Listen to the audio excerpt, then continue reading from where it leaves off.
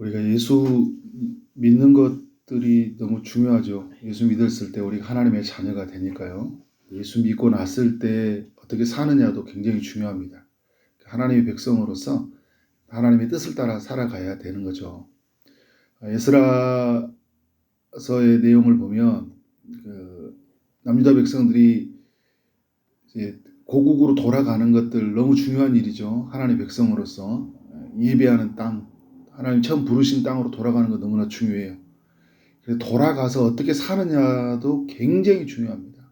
돌아가는 것도 중요하지만 돌아가서 어떻게 사느냐. 하나님만을 예배하고 하나님 말씀대로 살아가야 되잖아요. 그런데 돌아왔던 이 남유다 백성들이 하나님 말씀대로 살지 못해요. 1차 때 귀환한 사람들이 형편없이 삶이 무너져 있는 것이 에스라에게 눈에 비춰진 겁니다. 근데 여러 방백들이 에스라에게 찾아와서 말을 해줘요. 지금 남유다 땅에 처한 현실이 어떤 지금 상황인지. 먼저 와 있던 사람들이 지금 그 땅에 살고 있는 여러 그 민족들이 있죠. 가나안 사람들, 헷 사람들, 브리스 사람들이 있어요. 이런 사람들과 함께 같이 통혼의 관계. 자녀들을 어떻게 하면 결혼을 시킨 거예요. 부모들이요. 2절에 보니까 그들의 딸을 맞이하여 아내와 며느리로 삼아 거룩한 자손이 그 지방 사람들과 서로 섞이게 했다. 이야기를 합니다. 이런 죄를 진 거예요. 출애굽기 34장 16절과 신명기 7장 3절에 보면 그 이방 민족과 통혼을 하지 않아야 되는 이유를 말하거든요. 통혼을 할 경우에 어떤 일이 생기냐면 그들이 유혹을 한대요. 그래서 하나님을 떠나게 하고 다른 신들을 섬기게 한다. 이 죄의 힘이 크죠. 그래서 이 오늘 읽었던 9장 11절 이하를 보면 이방 사람들을 향해서 더럽고 가증한 일을 행한 사람들이라고 하거든요. 땅 끝에서 저 끝까지 그 더러움으로 채우는 자들이라고 하는 거예요. 이들에게 결혼을 시켰을 때 어떻게 된다는 거예요? 가증한 일을 하게 되고 그래서 온갖 더러운 것들로 채우게 된다는 거예요. 그래서 자녀들을 어떻게 하냐. 통혼을 시켜서는 안 된다. 이게 부모들에게 하는 말이에요. 딸들을 맞이해서 아내와 며느리로 삼아서는 안 된다. 그런데 지금 이 먼저 와 있던 1차에 와 있던 귀환한 백성들이 이 통혼을 시킨 거죠. 여러 가지 그 경제적인 안정들, 뭐 여러 가지 두려움들이 있었던 것 같아요. 돌아왔을 때 삶의 기반이 없잖아요. 주변에 인맥이 중요하거든요. 근데 이미 오래전부터 어떤 형성에 있던 사람들과 함께 자녀들을 결혼을 시킴으로 말미암아 어떻게 해요? 관계를 맺고 그래서 많은 것들을 어떤 어려움들을 해결할 수 있는 돌파구가 됐겠죠. 그런데 여러분 이것은 하나님 앞에서 너무 가증한 일이 되었다. 그래서 1절 하반절에 보면 아모르 사람들이 가증한 일을 행하였다. 1절에도 중간에 보면 이들 백성에게서 떠나지 아니하고 그 가증한 일들을 하는 사람들과 서로 섞였다. 큰 죄를 저지른 거죠. 근데 이게 누가 이런 죄를 저질렀냐 하니까 1절을 보니까 어떤 사람입니까? 이스라엘 백성과 제사장들과 레위 사람들이 이 일들을 행했다. 이스라엘 모두가 이런 일을 행했고요. 그리고 제사장들과 레위 사람들이 가장 모범을 보여야 될 사람들이 이런 짓을 하고 있는 거예요. 지금 이제 시대로 말한다면 뭐 이제 목회자들 자녀들 안에서 같이 막 이런 일들이 있잖아요. 그러니까 여러분 자녀들이 막 결혼하기 좋다고 해서 자녀의 인생이라고 해서 결혼은 네가 하는 거지라고 생각하면서 여러분 나하고 별개로 생각하면 안 되는 거예요. 가족이잖아요, 그죠? 가족의 결혼은 굉장히 중요한 부분이에요. 부모가 관여해야죠. 같이 고민해야죠, 그죠? 결혼했을 때는 그 자녀의 인생에서 살아가지만 선택과 결정을 했을 때는 부모가 같이 함께 결정을 해야 되잖아요. 독립해 나갔을 때는 이제 자녀들이 해 나갈지는 모르지만 부모들이 관여해야 되죠. 그런데 자녀들이 이제 결혼하고 나갔어요. 근데 자녀 신앙생활을 떠나고 있다. 그러면 어떻게 돼요? 또 관여해야 되죠. 계속 신앙생활 해야 된다. 죽어도 해야 된다. 하나님을 떠나면 안 된다. 계속 강조해야 돼요. 근데 혹시나 우리들 중에서는 자녀가 믿지 않은 사람들하고 결혼했다는 사람들이 있다면 불러서 진지하게 말을 해야 되죠. 나에게 다른 건 필요 없다. 예수 믿어라. 그래서 꼭 신앙생활 하기 바란다. 이건 진심이다. 나의 진심이다라는 것들 어떻게 돼요? 부모가 간절히 말해서 돌아오게 해야 되죠. 오늘 10장에 가보면요. 오늘 통혼한 사람들의 명단을 게시를 해요. 그래서 이스라엘 전체 앞에서 보여줍니다. 절대 이런 일이 일어나서는 안 된다는 것을 엄청나게 큰 죄로 여겨요. 이 에스라가. 지금 우리는 이런 것들에 대해서 별로 큰 생각 않잖아요. 이런 이야기 들으면 부담스럽거든요. 근데 말씀이 그래요. 통혼에 대한 것들을 엄청나게 하나님이 분노하셔요. 이 부분들을 하나님의 사람들이 무겁게 들어야 돼요. 그런 면에서 2절에서들 보니까 방백들과 고관들, 지도자들이죠. 이 죄에 더욱 으뜸이 되었다. 가장 모범을 보여야 될 사람들이 가장 먼저 이 죄를 짓고 있다는 거예요. 에스라가 이 소식을 듣고 엄청난 절망에 빠집니다. 3절에 보니까 내가 이 일을 듣고 속옷과 겉옷을 찢었대요. 머리털과 수염을 뜯으며 기가 막혀 앉아있다. 이렇게 말을 합니다. 그러니까 죄에 빠진 이 세상을 보면서 극도의 슬픔이 빠진 거예요. 어떻게 보면 에스라와 상관없는 일들이거든요. 이미 일어난 일이에요. 그런데 자신이 지은 죄처럼 에스라는 절규에 빠져요. 10장에 가서 해결을 할 때도 에스라가 먼저 해결을 해요. 기가 막혀 앉아있다는 것은 넋을 잃을 정도로 너무 큰 충격을 받았다는 거예요. 이렇게 살아서는 안 된다는 거예요. 너무 큰 충격을 받아가지고 주저앉아 있으니까 이때 에스라 곁으로 모여드는 사람들이 있어요. 4절의 말씀을 보니까요. 이들을 향해 하나님의 말씀으로 말미암아 떠는 자들이라고 이야기해요. 에스라만 이렇게 통곡하는 게 아니라 하나님의 말씀에 붙들려 있는 사람들이 모여든 거예요. 그 사람들도 어떤 생각을 가지고 있었던 거예요? 이 세상이 이렇게 살아서는 안 된다라는 마음으로 엄청 절규하고 있었는데 에스라가 주저앉은 걸 보면서 같이 온 거예요. 여러분, 그래서 우리가 이렇게 같이 함께 마음을 말씀으로 모아진 사람들을 모아야 돼. 같이 있어야 되는 거예요. 주변의 사람들이 다 말씀을 떠나 살고 있을 때 그것이 그런 거 세상의 기류고 어쩔 수 없고, 그래서 우리는 이 어쩔 수 없는 세상에 편승해서 그렇게 살아야 되는 것이 아니라 타협하고 사는 것이 아니라 우리는 그렇게 살아서는 안 된다는 걸 가지고 어떻게 된 거예요? 같이 모여들어야 되는 거죠. 다 쟤 때문에 다 모여들더라 하면서 그때 이제 에스라가 했던 거냐면 저녁 늦게까지 이제 앉아 있었어요. 그리고 이제 저녁에 되었을 때 제사를 드립니다.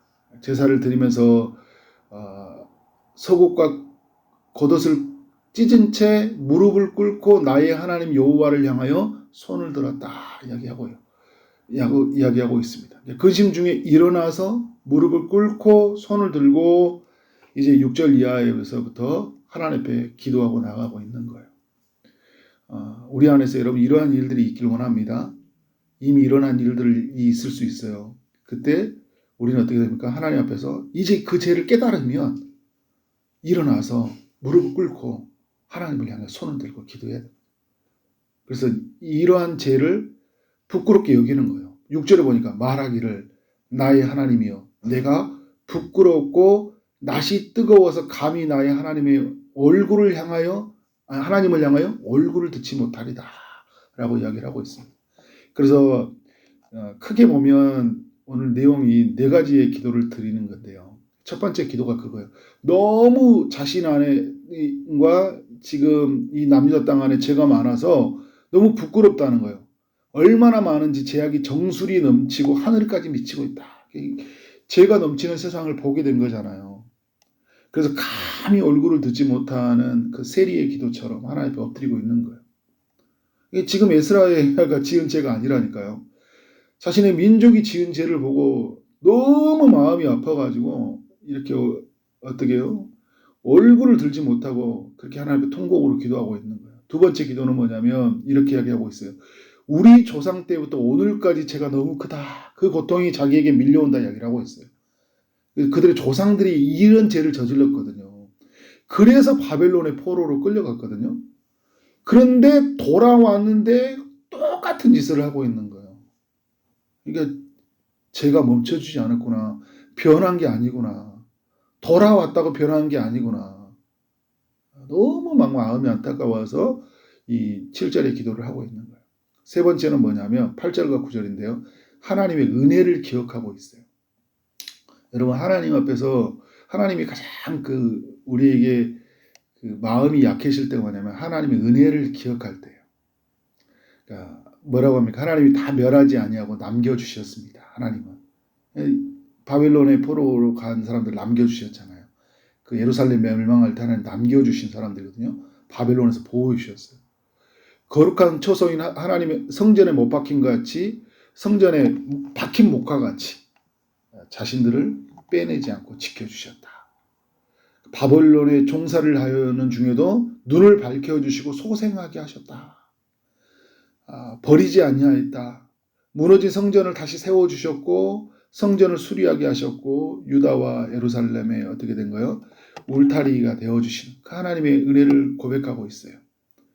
하나님 앞에 자비를 구하고 있는 거죠. 하나님의 은혜에 호소하고 있는 거예요. 그러면서 10절과 15절부터 내용은 이제 남유다 백성들이 말씀을 어기고 죄를 저질렀다. 의로우신 하나님 앞에서 한 사람도 감히 설 수 없을 만큼 모두가 죄를 저질렀다 하면서 하나님께 자비를 구하고 있는 거예요. 여러분, 이러한 삶의 이야기가 하나님의 백성들에게 남겨져야 되겠죠. 그래서 오늘 주시는 말씀이 뭐예요? 에스라서의 전체의 말씀을 통해서 주는 말씀은 제가 처음에 말했던 것처럼 돌아오는 것도 중요하거든요.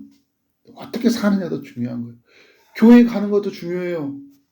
근데 어떻게 사느냐가 굉장히 중요한 거예요. 오늘 주일날, 오늘 새벽에 예배 드린 것도 중요해요. 근데 오늘 하루를 어떻게 사느냐 중요해요. 여러분, 우리의 자녀를 잘 키우는 거 중요해요. 근데 자녀가 어떻게 사느냐도 너무 중요한 거예요. 너무 중요한 부분이 어떻게 사느냐는 굉장히 중요한 부분이에요. 그런데 우리가 어떻게 잘 살지 못했을 때 그때 어떻게 해야 될까요? 회개해야 되죠. 그죠? 오늘 말씀은 회개하라는 거예요. 철저하게 회개를 구하라는 거예요. 하나님 앞에서 엎드리라는 거예요. 옷을 찢고 수염을 뜯는다는 거예요. 엄청나게 하나님 앞에 회개하면서 하나님 자비를 구하고 어떻게 된 거예요? 죄를 끊으라는 거예요. 다시는 죄에 빠진 세상의 사람들처럼 살지 말라는 거죠. 그래서 오늘 말씀에 나왔던 것처럼 말씀으로 말미암아 떠는 자들이 돼야 되겠죠. 말씀으로 말미암아. 오늘 말씀이 들어오니까 내 마음이 두근거리고, 그죠? 내 심장이 울렁거리고, 내가 이렇게 살아서는 안 되겠다. 우리 교회가 또 우리의 가정이 이렇게 살아서 이 시대가 이렇게 살아서는 안 되겠다.